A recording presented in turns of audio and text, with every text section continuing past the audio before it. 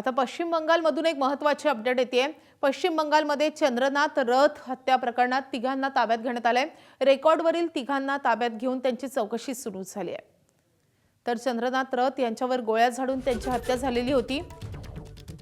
या प्रकरणी पोलिसांनी तपासाला वेग आणलेला आहे आणि याच प्रकरणी आता तिघा जणांना ताब्यात घेण्यात आलेलं आहे।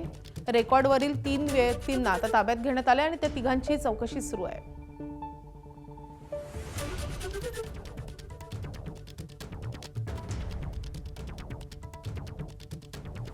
सुवेंदू अधिकारी यांचे पीए चंद्रनाथ रथ यांची भर रस्त्यात गोळ्या घडून हत्या करण्यात आलेली होती।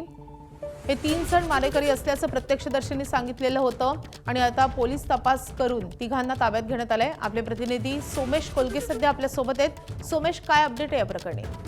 आणि शुभेंदू अधिकारी यांच्या स्वीय सहाय्यकांचा जो खून करण्यात आला त्या हत्ये प्रकरणी आज या तिघांना अटक करण्यात आलेली आहे। तिघांना ताब्यात घेतले खरं तर पोलिसांनी, कारण आपल्याला जी माहिती मिळाली होती त्यानुसार स्कूटरवरती काही हल्लेखोर आले आणि त्यांनी गोळ्या घातल्या होत्या शुभेंदू अधिकारींच्या पीएनना आणि त्यानंतर आता आज ही पोलिसांकडून कारवाई होते।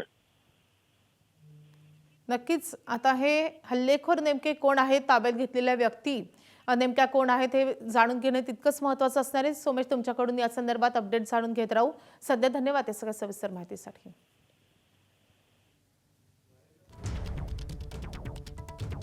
तर चंद्रनाथ रथ यांची हत्या करण्यात आलेली होती। तर रस्त्याने जात असताना त्यांच्या गाडीला एका कारने अडवलं आणि त्यानंतर त्यांच्यावर बेछूटपणे गोळीबार झालेला होता। त्यापैकी 3 गोळ्या त्यांना लागलेल्या होत्या। 2 गोळ्या छातीत आणि 1 गोळी पोटात लागलेली होती। त्यानंतर त्यांना तातडीने रुग्णालयात हलवण्यात आलं, मात्र त्यांचा मृत्यू झाला। त्यांचा कार चालकही जखमी झाल्याचं समजतंय। या व्यक्ती नेमक्या कोण होत्या या संदर्भात सध्या कसून तपास सुरू आहे। प्रत्यक्षदर्शींचे जबाब नोंदवले जातात आणि दुसरीकडे या प्रकरणावरून जोरदार राजकीय आरोप प्रत्यारोपही सुरू झाले आहेत।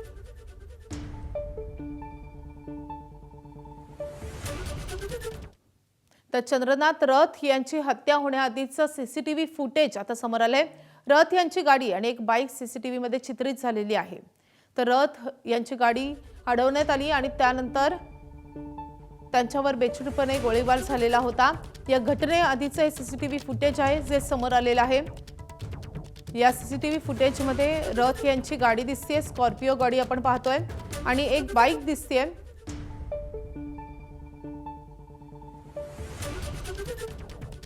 तरी हत्या होण्याआधी काही मिनिटं आधीची ही सीसीटीव्ही चित्रित झालेली दृश्य आहेत आपण पाहतोय।